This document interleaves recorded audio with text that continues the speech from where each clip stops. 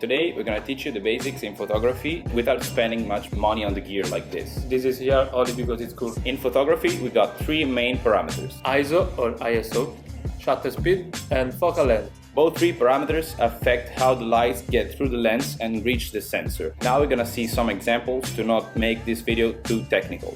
Shutter speed is how long the sensors stay open. That thing doesn't just determine the fact that how much light is going through your sensor, but it's gonna give you an effect of motion to your picture, or it's just gonna freeze completely the instant that you're taking a picture of. Now we're gonna see some examples. This is a high shutter speed picture. And this is a low shutter speed picture. Also, you need to consider that a high shutter speed is not going to allow lots of light to get inside, so you're going to add much ISO, but you're going to see later. And a low shutter speed, in the opposite way, it's going to risk to make your image really shaky if you go too much lower on that value. Another important thing is focal length, is how much light pass through your lens. When the lens is going to be fully opened, you're going to see there much light is going to come through your lens. When the opposite side, if we close the lens, the focal length, we're going to see that less light is going to get through your lens and going to reach to the sensor. Focal length doesn't only affect the brightness of your image, but it's also going to give you a nice bokeh effect of the background. Now you're going to see some example in these pictures that we took with different focal length. This picture is taken with a 2.8 f-stops.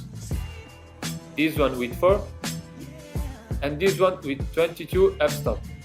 Last but not least is ISO or ISO. ISO is artificial lighting that your camera put inside of your image. Noise might change if the value is lower or higher, but in pictures it's not gonna be a big of a deal. You're gonna notice in videos. Also, don't forget the millimeters of your lens. It could change the aspect of your picture. So now we're gonna see how does it affect the millimeters of a picture. This is a 28 millimeters, this is a 35, this is a 50, and this is a 75.